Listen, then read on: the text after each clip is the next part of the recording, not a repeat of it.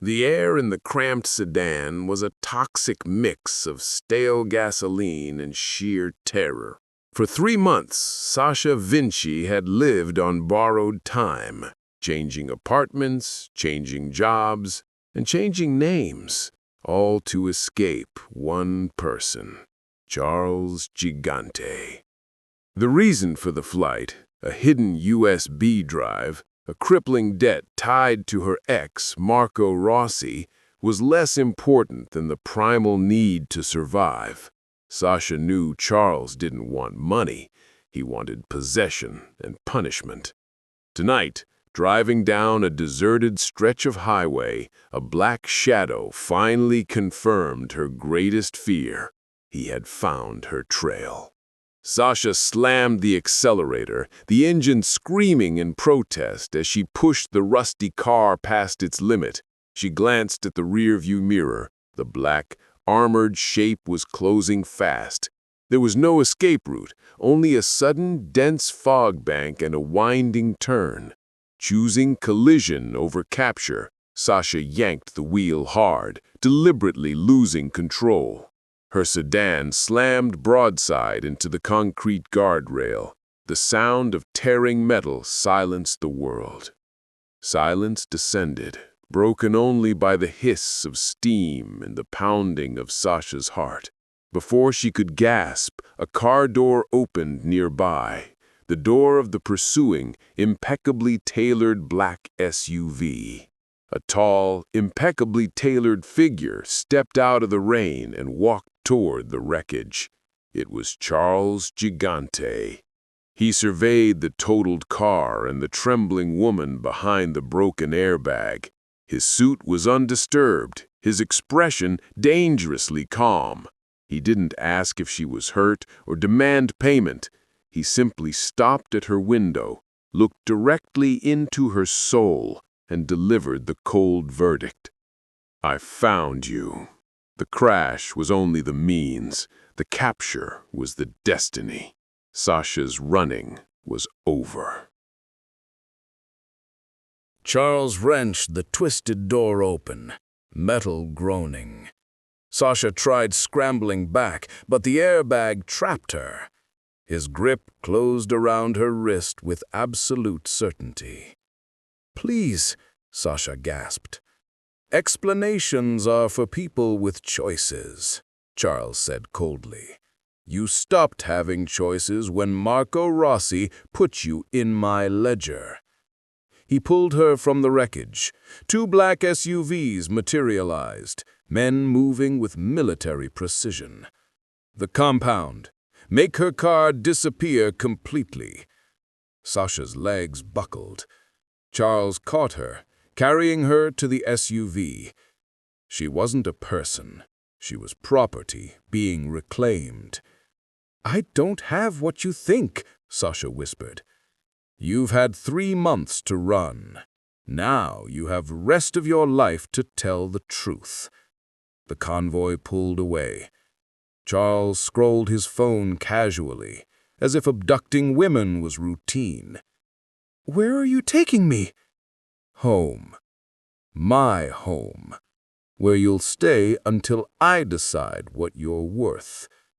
Sasha had heard stories about Charles Gigante, bodies in harbors, families disappearing.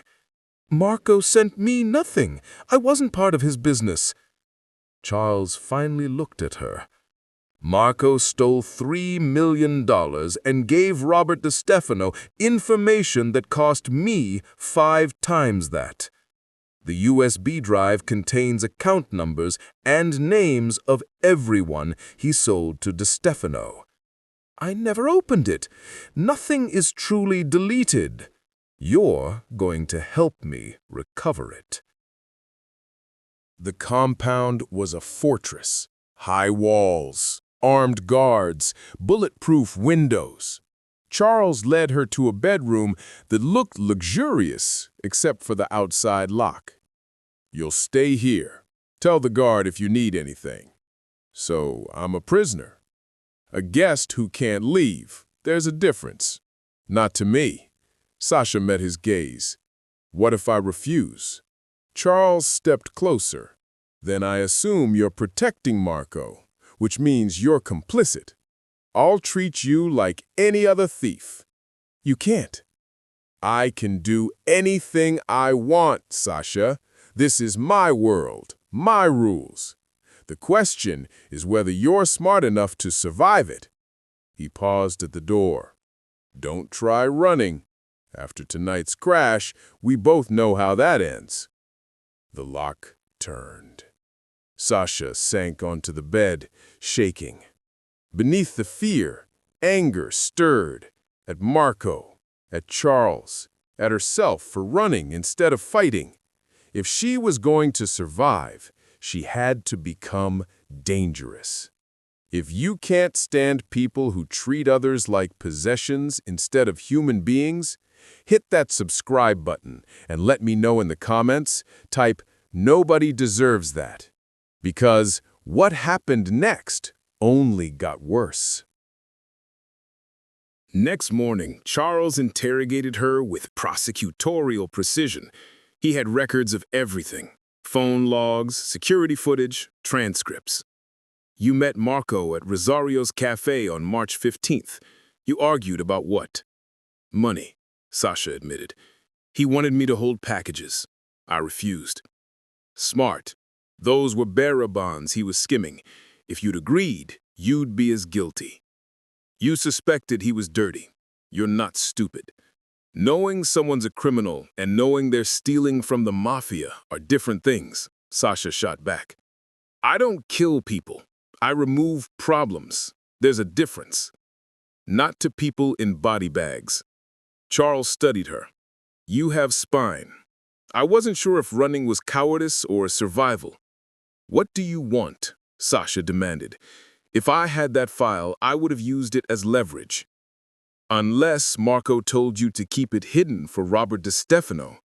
Marco worked for him when he died. That file is DiStefano's roadmap to destroying everything I've built. So this isn't about money, it's about war. Now you understand. Marco gave DiStefano ammunition to kill me and everyone loyal to me. If he gets it, I'm dead within a week. Charles moved closer. You're a soldier in this war, whether you like it or not. Which side are you on? My own side. Help me get that file, and you walk away with enough money to disappear properly. New identity, new life. Refuse, and I hand you to DiStefano. He'll torture you, then kill you. Those are your options. That's extortion. That's reality. You have until tonight to decide. That afternoon, Charles returned with a tablet. He looked tired, almost human. He said, I need to show you something. A photograph of Marco, throat slashed, eyes staring at nothing. Sasha jerked back. Why show me that? Because you need to understand, Marco didn't die because he stole. He died playing both sides, trying to sell DiStefano's secrets back to me. He swiped to another photo. Marco meeting a man in Italian suits, Roberto DiStefano. 3 days before Marco died, discussing you. Sasha froze. What? Marco told DiStefano that if anything happened, you had everything. He made you his insurance policy without your knowledge. That's why DiStefano's been looking for you. You'll never be safe until this is resolved. Charles leaned forward. Marco used you, made you a target to save himself, then died anyway. You don't owe his memory anything, but you owe yourself survival. Sasha stared at Marco's smiling face as he condemned her. She'd loved him once. Now she realized she never knew him. I want to help, Sasha said steadily. Not because you're forcing me, because I want Marco's betrayal to mean nothing. I want that file destroyed so DiStefano can't use it. Charles nodded. Then we start tonight. I need the laptop you used. Storage unit, in Queens, Unit 447, Metro Storage, Roosevelt Avenue. 6 months, paid cash. Smart. And Sasha, I'm sorry Marco put you in this position. You deserved better than being collateral damage. It was the closest to an apology she'd heard. Sasha wasn't sure if it made him more human or more dangerous. If you believe that freedom is worth fighting for, hit that subscribe button. People like Charles won't, and you need to hear what Sasha did about it. The retrieval went smoothly. Charles's tech specialist, Danny, began working immediately. This'll take hours. Deleted data doesn't disappear, just gets marked as available space. Charles gestured to Sasha. Walk with me. In the gardens, 6 guards watched from strategic positions. Why did Marco send me that file? Because keeping it made him a target. By sending it to you, he made himself temporarily valuable, the only person who knew where it was. But you killed him anyway. Di Stefano killed him. Marco outlived his usefulness once he confirmed he'd transferred the data. Charles turned to face her. I expected a terrified girl who'd break. Instead, I got someone who crashed her car rather than surrender. Someone smart and brave enough to stand up to me. That's rare. I'm not interested in your world. Once this is over, you'll have real choices. But consider this. Di Stefano knows you exist. Even if we destroy the file, he'll come after you. Your only protection is me. He showed her Di Stefano's photo. Dead eyes, cruel smile. He doesn't take prisoners. He takes trophies. The last woman who crossed him was found in 17 pieces across 5 boroughs. So my choices are be your prisoner or be his victim. Your choice is trust me or trust no one. I've done terrible things. I'll do more. But I keep my word and protect what's mine. Right now, you're mine. The possessiveness should have terrified her. Instead, she realized, in Charles's world, being his might be the only safety available. A guard approached. Boss, Danny's got something.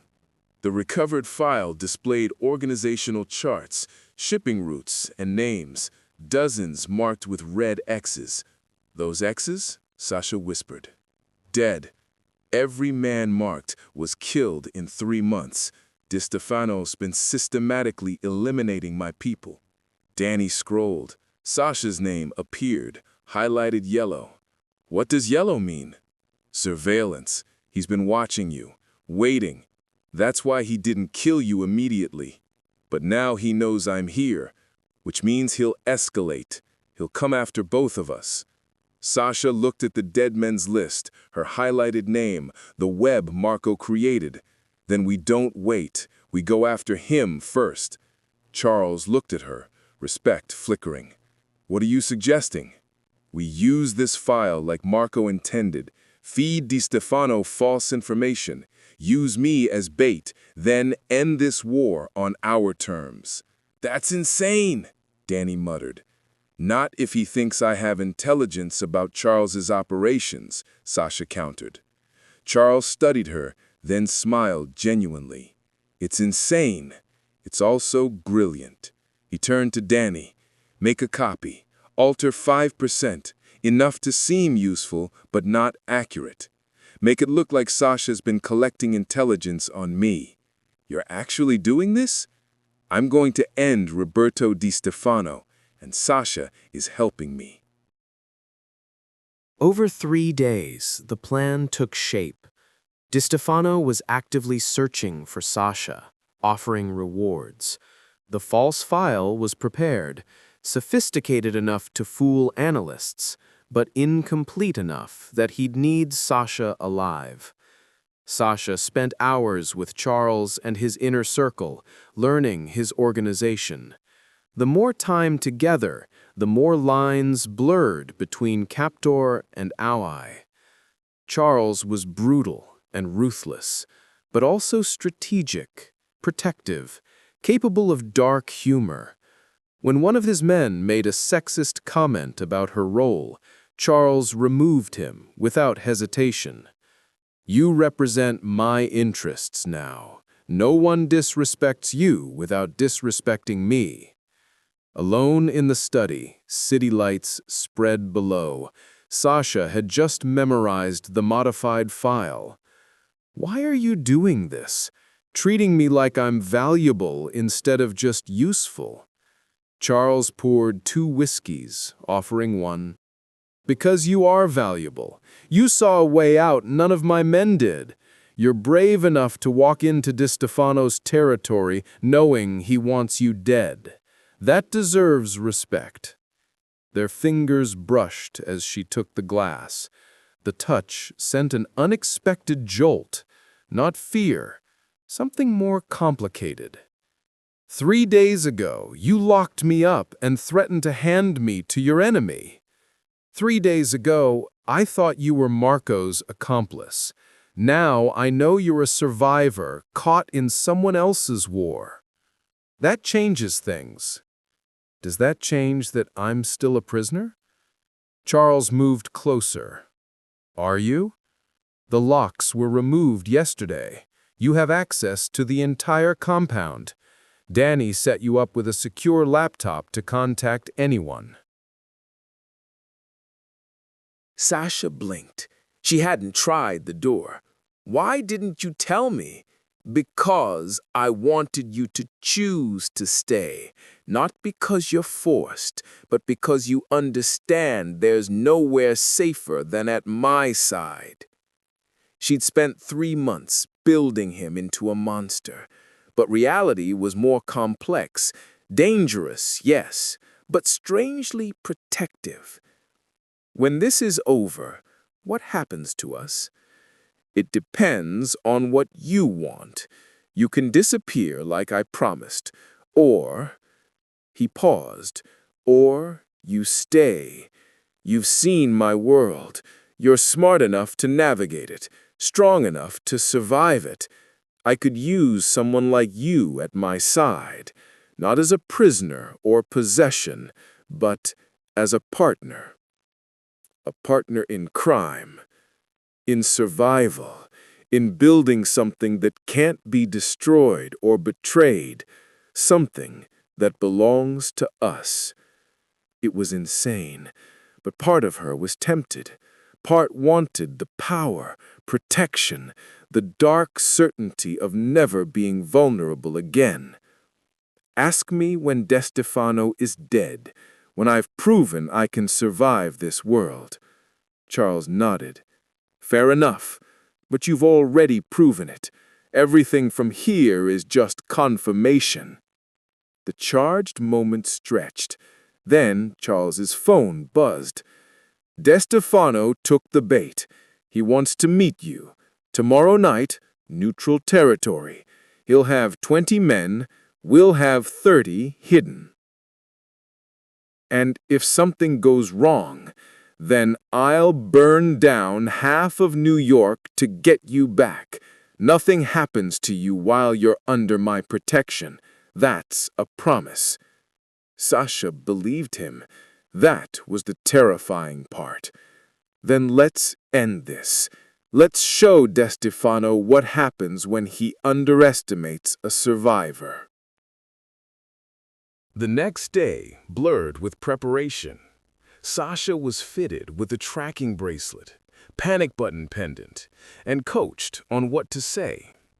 Charles's men rehearsed the extraction 6 times. As sunset approached, Sasha stood before her mirror, barely recognizing herself in designer clothes Charles provided. She looked like she belonged in his world. Charles knocked, standing there impeccably dressed, but with something vulnerable in his expression. "You don't have to do this. I can find another way." "No, you can't. I'm the only leverage that matters. Without me, he'll stay in his fortress and pick off your men until you're weak enough to destroy. I'm asking anyway, because this stopped being about strategy and started being about not wanting to see you hurt. In his world, that admission was the closest to a confession of care he was capable of. I'm more afraid of running forever than facing DiStefano. At least this way, I'm fighting back. Charles closed the distance, hands on her shoulders. Promise me, if it goes wrong, if there's any chance to run, you take it. Just survive. I'll survive. We both will. And then we're burning DiStefano's empire to the ground. When did she stop thinking of this as Charles's war and started thinking of it as theirs? Charles cupped her face, thumb brushing her cheek with surprising gentleness. When this is over, I'm giving you a real choice. Not survival or death, not captivity or freedom, but something else, something neither of us expected. What's that? Home, a place where you don't have to run, where you're safe because you're mine and I'm yours, and anyone who threatens that answers to both of us. It was the most dangerous offer, not prison or business, but something that looked like belonging. And Sasha, who'd spent 3 months alone and terrified, found herself wanting it. Ask me tomorrow, when we've won. We will win, and then I'm asking every day until you say yes. The Brooklyn warehouse was supposedly abandoned. Sasha sat between Charles and his second-in-command, Marco's death photo burned into memory. But she wasn't Marco. She was walking in to sell DiStefano a lie and walk back out. Then she'd helped destroy him. DiStefano stood in a light pool, men behind him like a wall. Dead eyes, cruel smile. Expensive suit covering a monster. Sasha Vinci, he said, voice smooth as poison. Marco told me so much. A pleasure. I wish I could say the same, but men who put me on hit lists don't make my friend list. DiStefano laughed, smart and brave. Tell me, is Charles treating you well? Or should I offer a better deal? The only deal I want keeps me alive. I have information you want, and you have power to make Charles leave me alone. The file Marco sent? The one Charles desperately seeks? I have more. I've been inside Charles's compound for days. I've seen his operations, heard his plans. I know where his money flows, where his men are stationed. That's worth more than one file. DiStefano's eyes gleamed. He gestured for a tablet. Show me something. Prove you have access. Sasha displayed the modified file Danny created. Organizational charts, altered shipping routes, names that were real but positions wrong. Enough truth to seem legitimate, enough lies to be worthless. DiStefano studied it, smile growing. Excellent. Exactly what I need to finally crush Charles Gigante. Then we have a deal? Information for protection and a new identity. Oh, we have a deal, but not quite what you're expecting. He nodded, guns raised, pointing at Sasha from every direction. You see, I don't make deals with liars. Did you think I wouldn't notice the inaccuracies? Shipping routes that don't match my intelligence? Names in positions they haven't held in months? Sasha's heart pounded. I don't know what you're talking about. Charles sent you as bait. He's probably watching, waiting for me to take you so he can ambush me. Clever plan. Unfortunately, I'm cleverer. He pulled out his phone. I have 30 men positioned around Charles's compound right now. The moment I give the signal, they attack. Charles chose to be here instead of defending his home. A fatal mistake. Sasha's blood ran cold. So here's what happens. My men kill everyone in Charles's compound. Then I kill you where Charles can watch. And when he's broken and desperate, my men kill him too. You're wrong about one thing, Sasha said. Charles isn't watching from a distance. No? Then where is he? Right behind you. Charles's voice said from shadows. The warehouse exploded into chaos. Charles's hidden men emerged from every corner. But DeStefano's men were already moving, the warehouse becoming a battlefield. Charles appeared at Sasha's side, pulling her behind a pillar as gunfire erupted. Are you hurt? No, but he has men at the compound. Already handled. You think I didn't anticipate a counter-move? My second team eliminated his men 20 minutes ago. He's been getting false reports. DeStefano's voice cut through gunfire. Clever, Charles, but you're still outnumbered. Count again, Charles called back. The warehouse doors burst open. More of Charles's men flooded in. Suddenly, DeStefano's crew was surrounded. Gunfire died as they realized they were outmaneuvered. Charles stepped from the pillar, Sasha beside him. It's over, Roberto. You've lost. DeStefano's eyes found Sasha.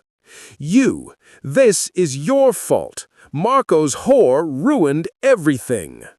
Before Sasha could respond, Charles moved.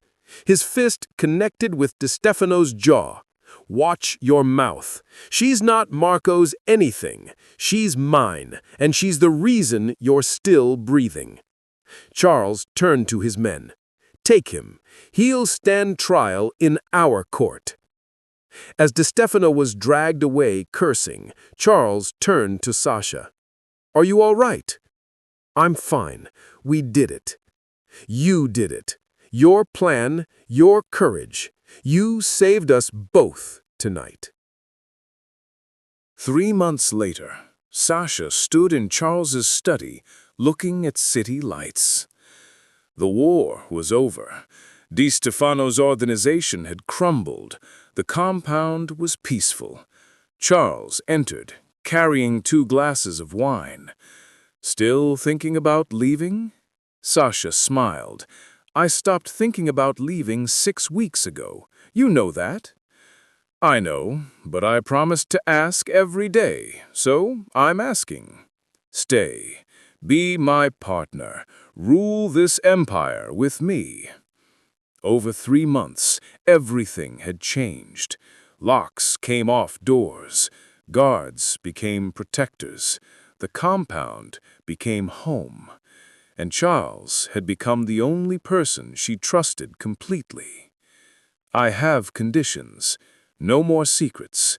If we're partners, we're equals. I see everything, know everything, and have a voice in every decision. Agreed. And we do this right. I'm not just your kept woman or trophy. I want a real role in this organization. I want respect from your men, not fear. You already have both. After the DeStefano operation, every man knows what you're capable of. You've earned your place. Then yes, I'll stay. I'll be your partner. But Charles, I'm not doing this because I have no other options. I'm doing it because I choose you.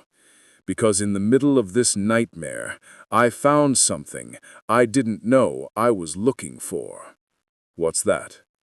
Home, power, purpose. Someone who sees me as more than Marco's ex-girlfriend or a pawn. You see me, Charles, and I see you. all the darkness, all the violence, all the terrible things you've done, and I'm choosing it anyway." Charles pulled her close. "3 months ago, I thought you were just a problem to solve. Instead, you became the best thing that ever crashed into my life. Literally crashed. Literally. That highway collision was the best accident I've ever had." He kissed her, sealing the choice she'd made.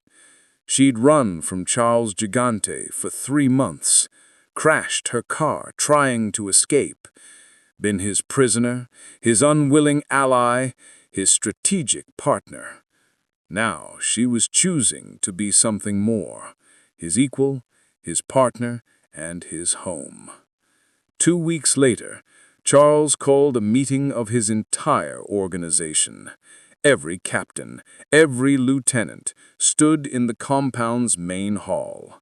Sasha stood beside Charles at the head, dressed in a sharp suit matching his. "Gentlemen," Charles began, "3 months ago, Roberto Di Stefano tried to destroy everything we built. He failed because of the woman beside me. Sasha Vinci walked into enemy territory as bait, helped us set a trap that ended a 2-year war, and proved she has the intelligence and courage to stand in this world."